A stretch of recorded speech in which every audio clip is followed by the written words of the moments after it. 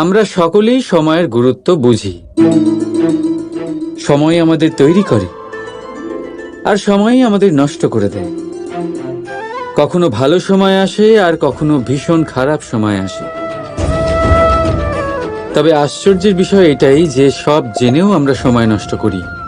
মনে রাখবেন, সময় শুধু বয়ে যায়, কখনো ফিরে আসে না। তাই ভালো সময় আসার অপেক্ষায় সময় নষ্ট করবেন না। যাই করবেন আজ, এক্ষুনি, এই মুহূর্তে শুরু করুন। তা সেটা কাউকে আনন্দ দেওয়াই হোক বা নিজেকে বদলানোর চেষ্টা করা হোক, যাই হোক না কেন, বিলম্ব করবেন না। কারণ সময় শুধুমাত্র তাকেই সঙ্গ দেয় যে সর্বদা সময়কে সম্মান করে। রাধা রাধা। কখনো কখনো আমরা নিজের মা বাবার ওপর কতটা রেগে যাই, মনে করি ওনাদের মন আমাদের দিকেই নেই।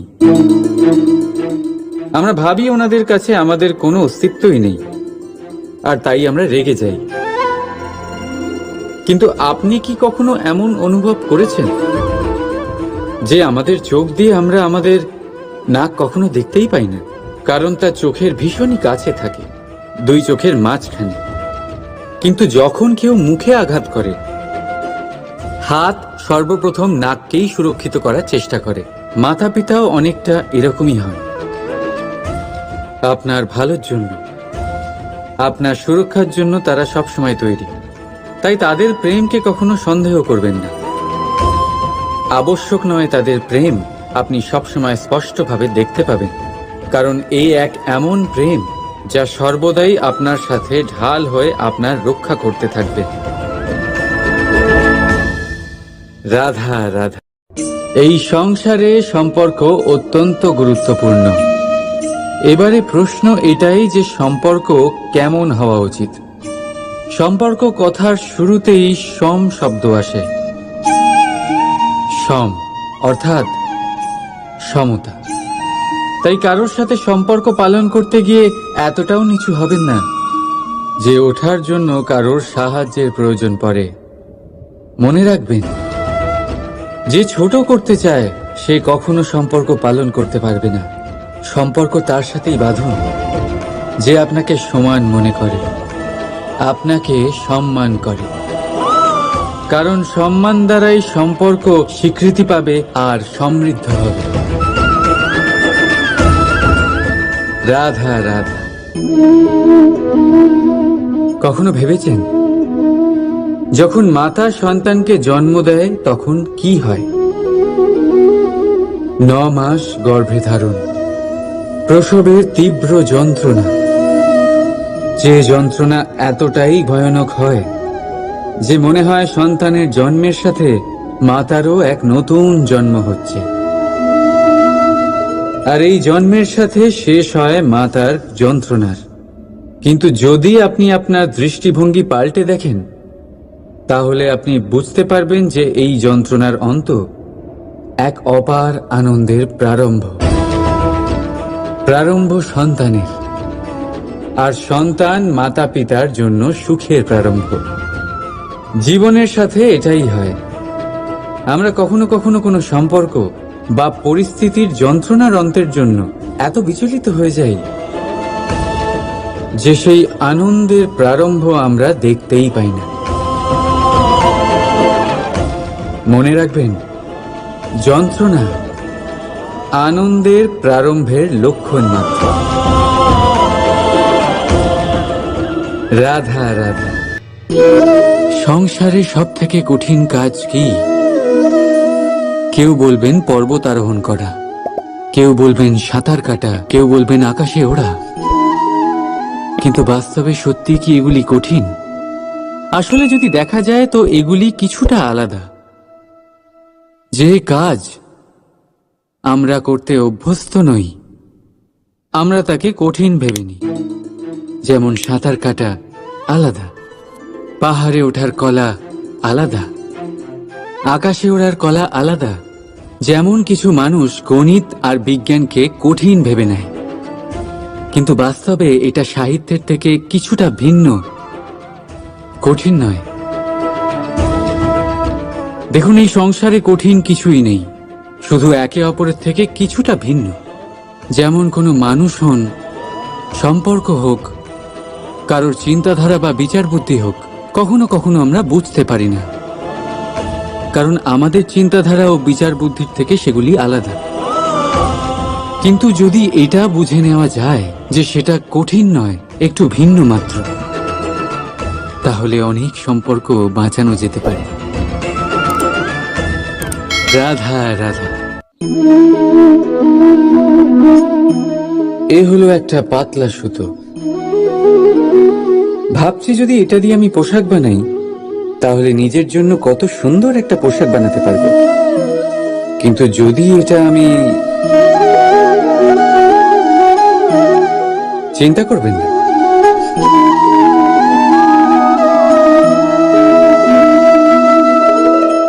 দেখুন এই সুতো জোড়া লেগে গেল। শুধু পার্থক্য হচ্ছে এটাই যে আগের মতো এটা আর সরল নেই, আর এটার দৈর্ঘ্য আগের থেকে কিছুটা কমে গেছে। এই সংসারে প্রেমের সাথেও ঠিক এটাই হতে পারে। প্রেমের এই সুতো যা দুই মানুষকে একসাথে বেঁধে রাখে, অহংকার আর স্বার্থের আঘাত সে সহ্য করতে পারে না, ছিঁড়ে যায়। চেষ্টা করলে আবার এই সম্পর্ক হয়তো জোড়া লাগতে পারে, কিন্তু তা আগের মতো কখনোই থাকে না, কারণ মনে গিট পড়ে যায়। সেই জন্য প্রেমকে স্নেহের সাথে সামলে রাখুন, অহংকার আর স্বার্থের থেকে দূরে থাকুন। রাধা রাধা। সময় বড়ই বিচিত্র অনুভব দেয়। যখন অপেক্ষা করছেন তখন অনেক লম্বা হয়ে যায়। প্রতিটা মুহূর্ত একটা গোটা দিনের মতো মনে হয়। ঠিক সেইভাবেই যদি কোথাও যেতে দেরি হয়, তখন সময় দৌড়তে থাকে। প্রসন্নতায় বয়ে যায় আর নিরাশায় থমকে যায়। আপনদের সাথে থাকলে সময়ের খেয়ালই থাকে না, শত্রুদের সাথে থাকলে সেই সময়ই খারাপ হয়ে যায়।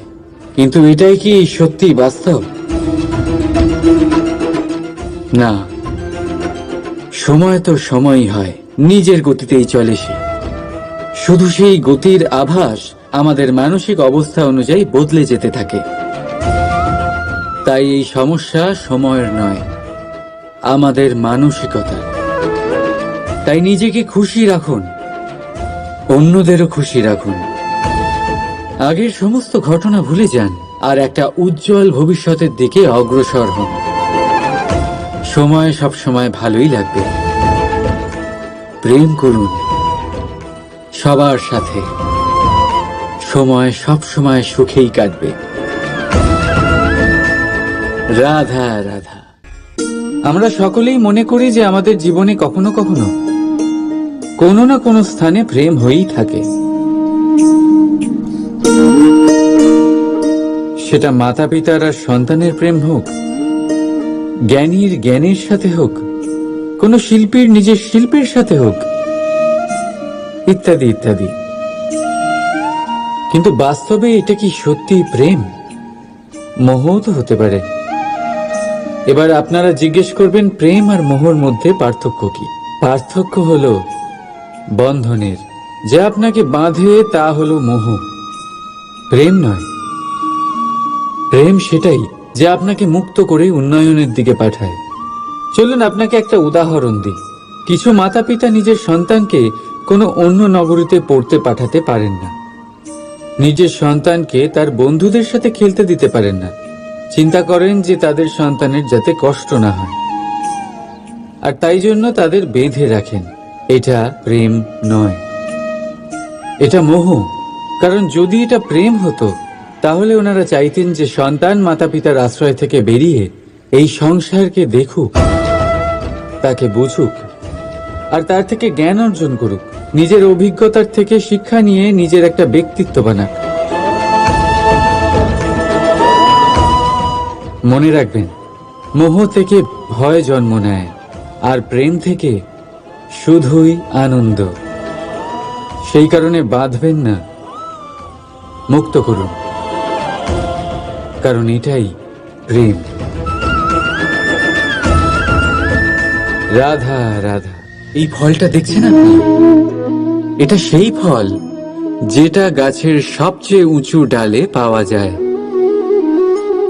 কিন্তু যখন এটা খসে পড়ে তখন এটা আকাশের দিকে যায় না যা ওপরে আছে, সে যায় সেই ভূমির দিকে যে নিচ থেকে তার দিকে তাকিয়ে থাকে। কেন? কারণ এই ফলের নিজের উচ্চতার ধারণা মাটির থেকে নিজের দূরত্ব দেখে হয়।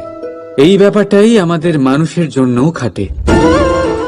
যদি আপনি সম্পন্ন হন তাহলে তাদের সাহায্য অবশ্যই করবেন যাদের সামর্থ্য আপনার থেকে কম, যাদের সাহায্যের অত্যন্ত প্রয়োজন।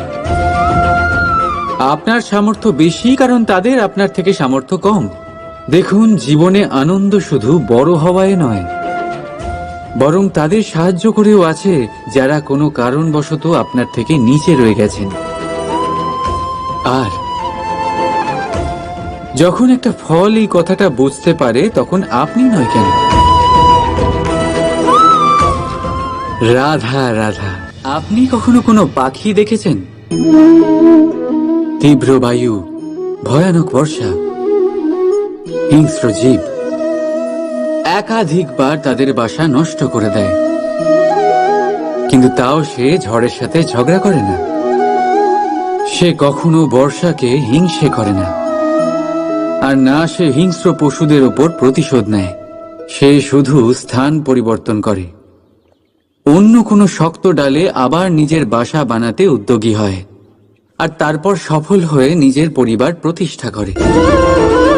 আর তারপর কিছু মাসের মধ্যেই তার ছোট সন্তানদের আকাশে ডানা মেলে উড়তে দেখা যায়।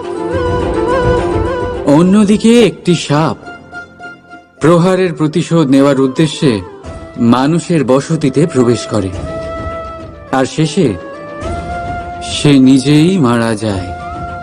এই শিক্ষাই আমাদের মানুষদের জন্য প্রযোজ্য। প্রতিশোধের আগুনে মানুষ স্বয়ং ভস্ম হয়ে যায়, উত্থান থেকে পতনের দিকে নিয়ে যায়।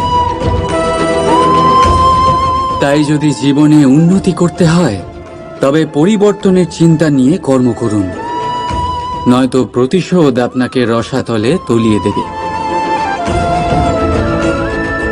রাধা রাধা। অগ্নি জীবনে খুব মহত্বপূর্ণ হয়। এই অগ্নি উজ্জ্বলতা হয়ে আমাদের জীবিত রাখে। কিন্তু ভাবুন, যদি এই উজ্জ্বলতা ক্রোধের অগ্নি হয়ে দিকভ্রষ্ট হয় তাহলে কি হবে? একটা ছোট পাতা দিয়ে শুরু করে গোটা বনকে ছারখার করে দিতে পারে। ঠিক সেরকমই মানুষের ক্রোধের আগুনও অন্যদের তো ভস্ম করেই, কিন্তু তার পূর্বে স্বয়ং নিজেকেই ভস্ম করে দেয়। তাহলে কি করা যায়? কি করে নিয়ন্ত্রণ করা যায় তাকে? উত্তর হলো তাতে জল ঢেলে দিয়ে, জলের মতো বইতে দিন একে। ঠিক সেইভাবে যেমন সূর্য নিজের অগ্নিকে তেজ বানিয়ে আপনার কাছে পৌঁছে দেয়। এটাই পার্থক্য সূর্যের অগ্নি আর ক্রোধের অগ্নির মধ্যে।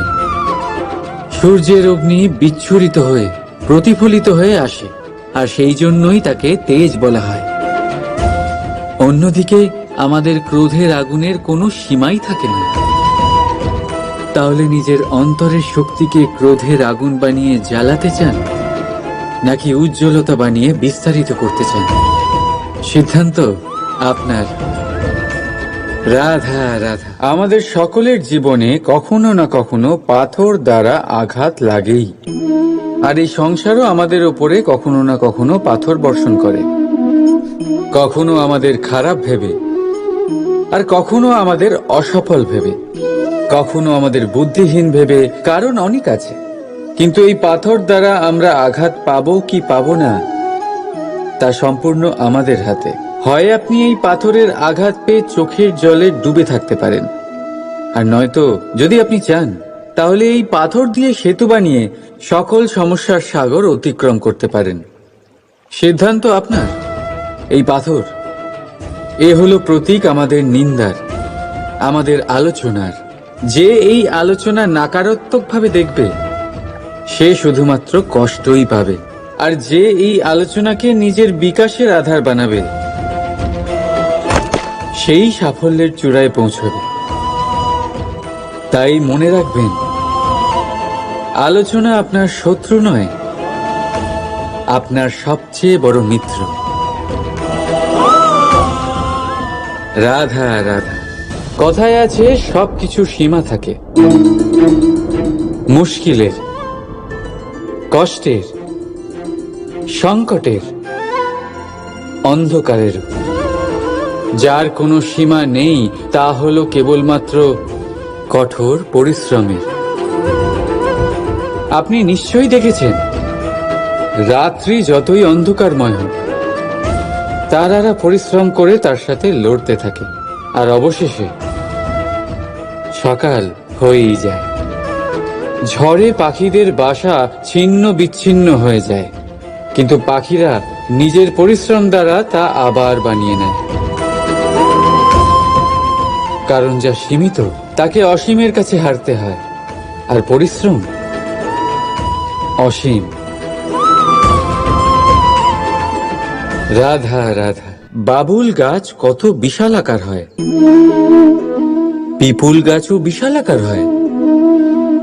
কিন্তু আপনি কি কখনো ভেবে দেখেছেন যে কেন বাবুল গাছ কেটে তা ব্যবহার করা হয়, আর কেনই বা পিপুল গাছকে পুজো করা হয়?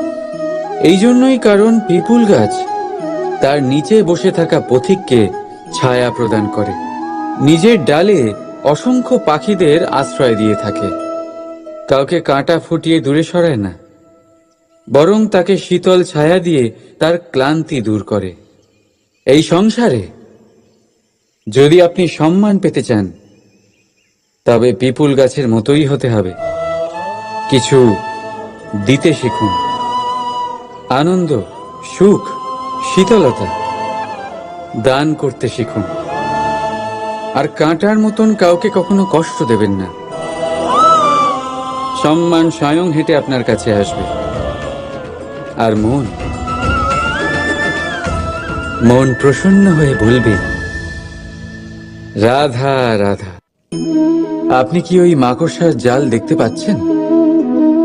মাকড়সারা ভীষণ পরিশ্রম করে এটা তৈরি করে, নিজের শরীরের রস দিয়ে এই জাল বোনে।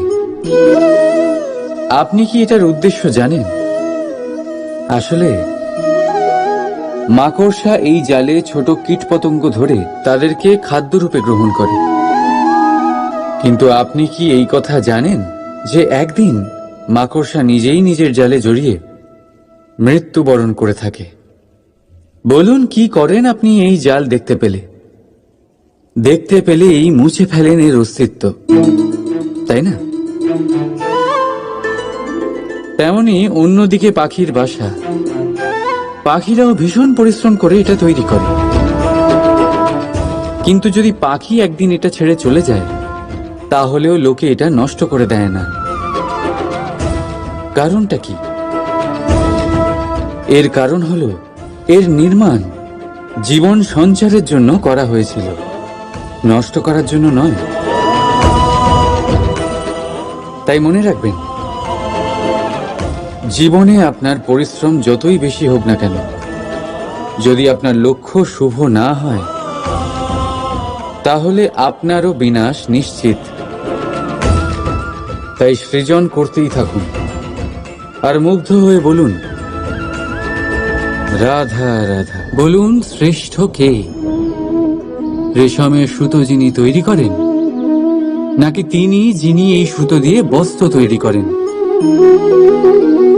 নিশ্চিতভাবে যিনি বস্ত্র বানান। এবারে বলুন, শ্রেষ্ঠ কে? নদী তটে মাটি ছড়িয়ে রেখে দেয় যে বান, নাকি সেই মাটি একত্রিত করে তাই দিয়ে যিনি মূর্তি বানান সেই মূর্তিকার? নিশ্চিতভাবেই মূর্তিকার। এবারে বলুন, শ্রেষ্ঠ কে? দেবতা আর দানবের সেই দল যারা অমৃত পাওয়ার জন্য এই সংসারে হলাহল ছড়িয়ে দিয়েছে, নাকি মহাদেব, যিনি এই হলাহল নিজে পান করে নিজের কণ্ঠে ধারণ করেন? নিশ্চিতভাবেই মহাদেব সর্বশ্রেষ্ঠ। ঠিক এইভাবেই সংসারে ছোট ছোট ব্যাপারকে যারা বড় করে দেখেন তারা শ্রেষ্ঠ হন না। কারণ ছোট ছোট খুঁটিনাটিকে দ্বন্দ্বে পরিণত করা অত্যন্ত সহজ, কিন্তু সর্বশ্রেষ্ঠ তিনিই হন যিনি নিজের বিচার বুদ্ধি দিয়ে বড় বড় যুদ্ধের অবসান ঘটান। রাধা রাধা। এই সংসার অনেকটাই বড়, আর আমরা তার কাছে অত্যন্ত নগণ্য। এই সংসারে এমন অনেক মানুষ পাওয়া যায় যারা বোঝান যে এই সংসারটা কতটা বড়, কতটা অদ্ভুত, কতটা সুন্দর। আর এই সংসার রচনা করে পরমেশ্বর কত মহান এক কাজ করেছেন। কিন্তু আপনি এই জীবনে মাত্র কয়েকজন মানুষকেই পাবেন যারা আপনাকে এটা বলবেন যে এই সংসারে আপনি কতটা গুরুত্বপূর্ণ, আপনি কতটা অদ্ভুত।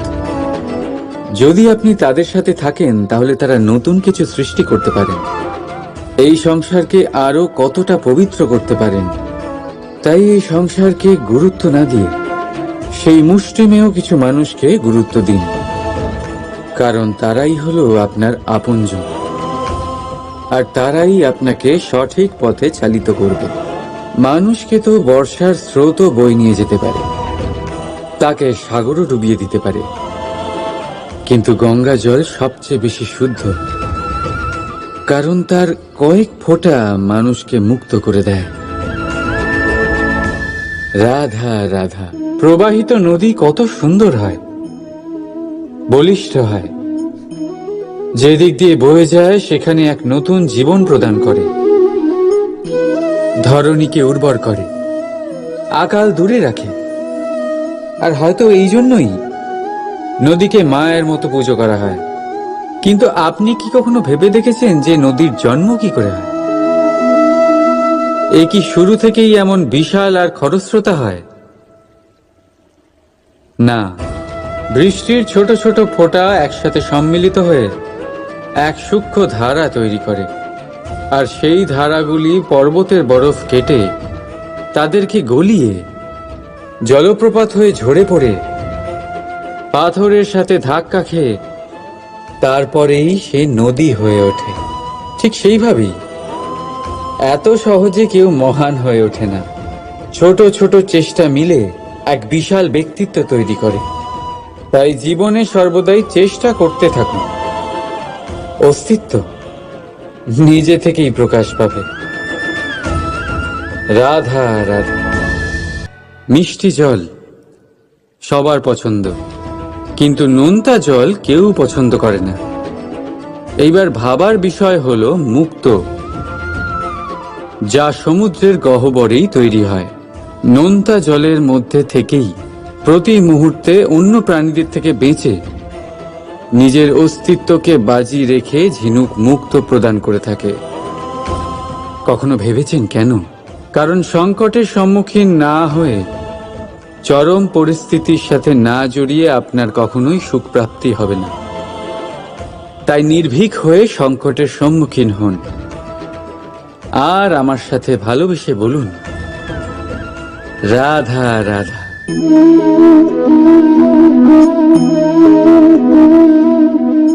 আপনার কি মনে হয় আমি কি করছি? আপনি বলবেন আমি প্রদীপ জ্বালাচ্ছি। সঠিক, কিন্তু প্রশ্ন হচ্ছে যে আমি কি আপনাকে বলেছি যে একে প্রদীপ বলা হয়? না। এই প্রদীপ কি নিজেই নিজের পরিচয় আপনাকে দিয়েছে? না। তাহলে আপনি কি করে জানলেন যে একে প্রদীপ বলা হয়? উত্তর হচ্ছে প্রকাশ, যে স্বয়ং জ্বলে অন্ধকারের মধ্যে সংসারকে পথ দেখায়, সেটাই প্রদীপ। যা নিরাশার মাঝে আশার আলো প্রদর্শন করে, সেটাই প্রদীপ।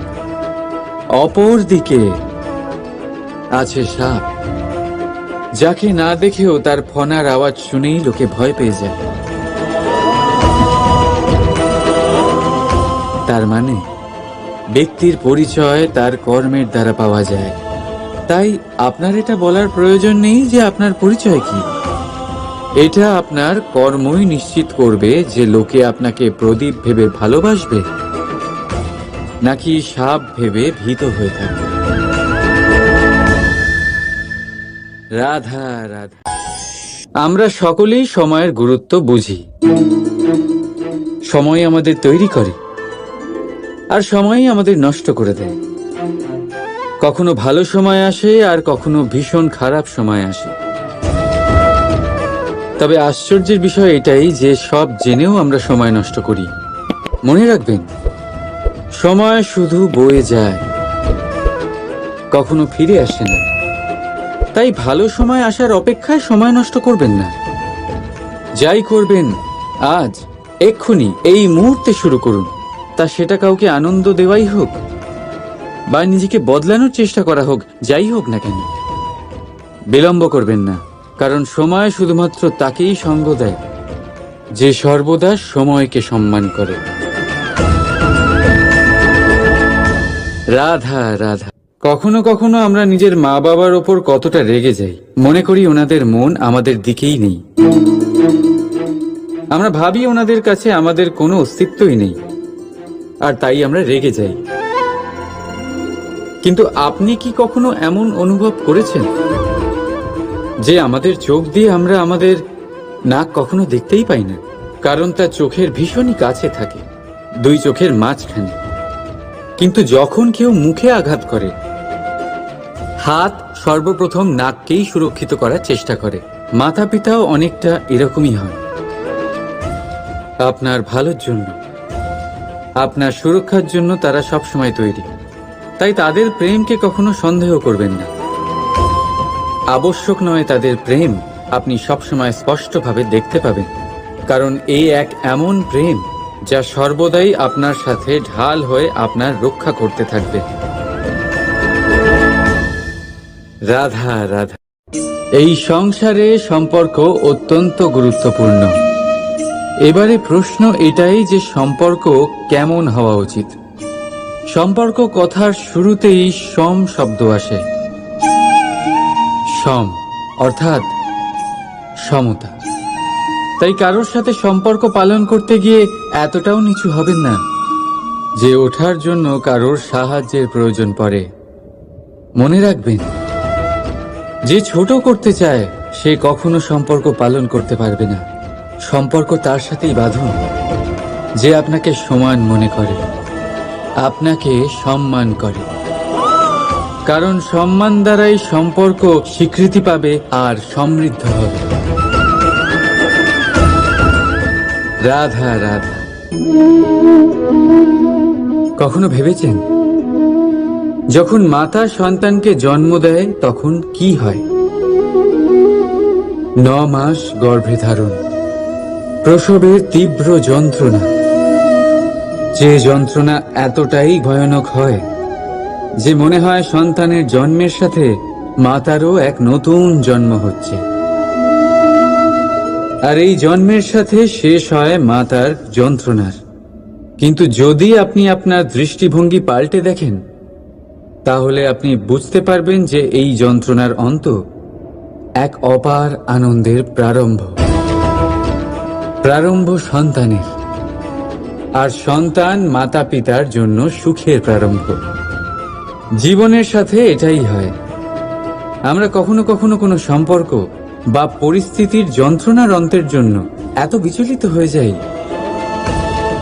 যে সেই আনন্দের প্রারম্ভ আমরা দেখতেই পাই না। মনে রাখবেন, যন্ত্রণা আনন্দের প্রারম্ভের লক্ষণ মাত্র। রাধা রাধা। সংসারে সব থেকে কঠিন কাজ কি? কেউ বলবেন পর্বত আরোহণ করা, কেউ বলবেন সাঁতার কাটা, কেউ বলবেন আকাশে ওড়া। কিন্তু বাস্তবে সত্যি কি এগুলি কঠিন? আসলে যদি দেখা যায় তো এগুলি কিছুটা আলাদা। যে কাজ আমরা করতে অভ্যস্ত নই, আমরা তাকে কঠিন ভেবে নিই। যেমন সাঁতার কাটা আলাদা, পাহাড়ে ওঠার কলা আলাদা, আকাশে ওড়ার কলা আলাদা। যেমন কিছু মানুষ গণিত আর বিজ্ঞানকে কঠিন ভেবে নেয়, কিন্তু বাস্তবে এটা সাহিত্যের থেকে কিছুটা ভিন্ন, কঠিন নয়।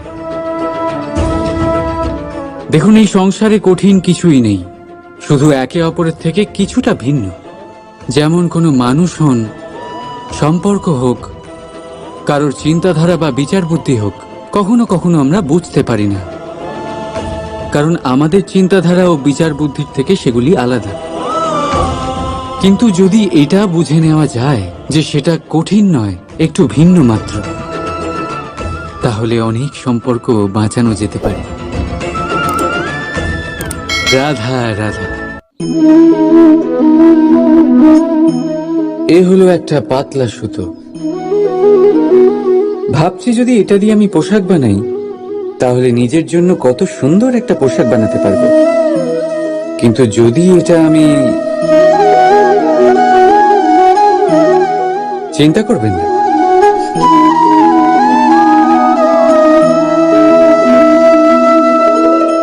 দেখুন এই সুতো জোড়া লেগে গেল। শুধু পার্থক্য হচ্ছে এটাই যে আগের মতো এটা আর সরল নেই, আর এটার দৈর্ঘ্য আগের থেকে কিছুটা কমে গেছে। এই সংসারে প্রেমের সাথেও ঠিক এটাই হতে পারে। প্রেমের এই সুতো যা দুই মানুষকে একসাথে বেঁধে রাখে, অহংকার আর স্বার্থের আঘাত সে সহ্য করতে পারে না, ছিঁড়ে যায়। চেষ্টা করলে আবার এই সম্পর্ক হয়তো জোড়া লাগতে পারে, কিন্তু তা আগের মতো কখনোই থাকে না, কারণ মনে গিট পড়ে যায়। সেই জন্য প্রেমকে স্নেহের সাথে সামলে রাখুন, অহংকার আর স্বার্থের থেকে দূরে থাকুন। রাধা রাধা। সময় বড়ই বিচিত্র অনুভব দেয়। যখন অপেক্ষা করছেন তখন অনেক লম্বা হয়ে যায়। প্রতিটা মুহূর্ত একটা গোটা দিনের মতো মনে হয়। ঠিক সেইভাবেই যদি কোথাও যেতে দেরি হয়, তখন সময় দৌড়তে থাকে। প্রসন্নতায় বয়ে যায় আর নিরাশায় থমকে যায়। আপনদের সাথে থাকলে সময়ের খেয়ালই থাকে না, শত্রুদের সাথে থাকলে সেই সময়ই খারাপ হয়ে যায়। কিন্তু এটাই কি সত্যি বাস্তব? না, সময় তো সময়ই হয়, নিজের গতিতেই চলে সে। শুধু সেই গতির আভাস আমাদের মানসিক অবস্থা অনুযায়ী বদলে যেতে থাকে। তাই এই সমস্যা সময়ের নয়, আমাদের মানসিকতা। তাই নিজেকে খুশি রাখুন, অন্যদেরও খুশি রাখুন। আগের সমস্ত ঘটনা ভুলে যান আর একটা উজ্জ্বল ভবিষ্যতের দিকে অগ্রসর হন। সময় সব সময় ভালোই লাগবে। প্রেম করুন সবার সাথে, সময় সব সময় সুখেই কাটবে। রাধা রাধা। আমরা সকলেই মনে করি যে আমাদের জীবনে কখনো কখনো কোনো না কোনো স্থানে প্রেম হয়েই থাকে। সেটা মাতা পিতার আর সন্তানের প্রেম হোক, জ্ঞানীর জ্ঞানের সাথে হোক, কোন শিল্পীর নিজের শিল্পের সাথে হোক, ইত্যাদি ইত্যাদি। কিন্তু বাস্তবে এটা কি সত্যি প্রেম? মোহও তো হতে পারে। এবার আপনারা জিজ্ঞেস করবেন, প্রেম আর মোহর মধ্যে পার্থক্য কি? পার্থক্য হলো বন্ধনের। যা আপনাকে বাঁধে তা হলো মোহ, প্রেম নয়। প্রেম সেটাই যা আপনাকে মুক্ত করে উন্নয়নের দিকে পাঠায়। চলুন আপনাকে একটা উদাহরণ দিই। কিছু মাতা পিতা নিজের সন্তানকে কোনো অন্য নগরীতে পড়তে পাঠাতে পারেন না, নিজের সন্তানকে তার বন্ধুদের সাথে খেলতে দিতে পারেন না। চিন্তা করেন যে তাদের সন্তানের যাতে কষ্ট না হয়, আর তাই জন্য তাদের বেঁধে রাখেন। এটা প্রেম নয়, এটা মোহ। কারণ যদি এটা প্রেম হতো, তাহলে ওনারা চাইতেন যে সন্তান মাতা পিতার আশ্রয় থেকে বেরিয়ে এই সংসারকে দেখুক, তাকে বুঝুক, আর তার থেকে জ্ঞান অর্জন করুক, নিজের অভিজ্ঞতার থেকে শিক্ষা নিয়ে নিজের একটা ব্যক্তিত্ব বানাক। মনে রাখবেন, মোহ থেকে ভয় জন্ম নেয়, আর প্রেম থেকে শুধুই আনন্দ। সেই কারণে বাঁধবেন না, মুক্ত করুন, কারণ এটাই প্রেম। রাধা রাধা। এই ফলটা দেখছেন আপনি? এটা সেই ফল যেটা গাছের সবচেয়ে উঁচু ডালে পাওয়া যায়, কিন্তু যখন এটা খসে পড়ে তখন এটা আকাশের দিকে যায় না যা ওপরে আছে, সে যায় সেই ভূমির দিকে যে নিচ থেকে তার দিকে তাকিয়ে থাকে। কেন? কারণ এই ফলের নিজের উচ্চতার ধারণা মাটির থেকে নিজের দূরত্ব দেখে হয়। এই ব্যাপারটাই আমাদের মানুষের জন্যও খাটে। যদি আপনি সম্পন্ন হন, তাহলে তাদের সাহায্য অবশ্যই করবেন যাদের সামর্থ্য আপনার থেকে কম, যাদের সাহায্যের অত্যন্ত প্রয়োজন। আপনার সামর্থ্য বেশি কারণ তাদের আপনার থেকে সামর্থ্য কম। দেখুন, জীবনে আনন্দ শুধু বড় হওয়ায় নয়, বরং তাদের সাহায্য করেও আছে যারা কোনো কারণবশত আপনার থেকে নিচে রয়ে গেছেন। আর যখন একটা ফল এই কথাটা বুঝতে পারে, তখন আপনি নয় কেন? রাধা রাধা। আপনি কখনো কোনো পাখি দেখেছেন? তীব্র বায়ু, ভয়ানক বর্ষা, হিংস্র জীব একাধিকবার তাদের বাসা নষ্ট করে দেয়, কিন্তু তাও সে ঝড়ের সাথে ঝগড়া করে না। সে কখনো বর্ষাকে হিংসে করে না, আর না সে হিংস্র পশুদের ওপর প্রতিশোধ নেয়। সে শুধু স্থান পরিবর্তন করে, অন্য কোনো শক্ত ডালে আবার নিজের বাসা বানাতে উদ্যোগী হয়, আর তারপর সফল হয়ে নিজের পরিবার প্রতিষ্ঠা করে। আর তারপর কিছু মাসের মধ্যেই তার ছোট সন্তানদের আকাশে ডানা মেলে উড়তে দেখা যায়। অন্যদিকে একটি সাপ প্রহারের প্রতিশোধ নেওয়ার উদ্দেশ্যে মানুষের বসতিতে প্রবেশ করে, আর শেষে সে নিজেই মারা যায়। এই শিক্ষাই আমাদের মানুষদের জন্য প্রযোজ্য। প্রতিশোধের আগুনে মানুষ স্বয়ং ভস্ম হয়ে যায়, উত্থান থেকে পতনের দিকে নিয়ে যায়। তাই যদি জীবনে উন্নতি করতে হয়, তবে পরিবর্তনের চিন্তা নিয়ে কর্ম করুন, নয়তো প্রতিশোধ আপনাকে রসাতলে তলিয়ে দেবে। রাধা রাধা। অগ্নি জীবনে খুব মহত্বপূর্ণ হয়। এই অগ্নি উজ্জ্বলতা হয়ে আমাদের জীবিত রাখে। কিন্তু ভাবুন, যদি এই উজ্জ্বলতা ক্রোধের অগ্নি হয়ে দিকভ্রষ্ট হয়, তাহলে কি হবে? একটা ছোট পাতা দিয়ে শুরু করে গোটা বনকে ছারখার করে দিতে পারে। ঠিক সেরকমই মানুষের ক্রোধের আগুনও অন্যদের তো ভস্ম করেই, কিন্তু তার পূর্বে স্বয়ং নিজেকেই ভস্ম করে দেয়। তাহলে কি করা যায়? কি করে নিয়ন্ত্রণ করা যায় তাকে? উত্তর হলো, তাতে জল ঢেলে দিয়ে, জলের মতো বইতে দিন একে। ঠিক সেইভাবে যেমন সূর্য নিজের অগ্নিকে তেজ বানিয়ে আপনার কাছে পৌঁছে দেয়। এটাই পার্থক্য সূর্যের অগ্নি আর ক্রোধের অগ্নির মধ্যে। সূর্যের অগ্নি বিচ্ছুরিত হয়ে প্রতিফলিত হয়ে আসে, আর সেই জন্যই তাকে তেজ বলা হয়। অন্যদিকে আমাদের ক্রোধের আগুনের কোনো সীমাই থাকে না। তাহলে নিজের অন্তরের শক্তিকে ক্রোধের আগুন বানিয়ে জ্বালাতে চান, নাকি উজ্জ্বলতা বানিয়ে বিস্তারিত করতে চান? সিদ্ধান্ত আপনার। রাধা রাধা।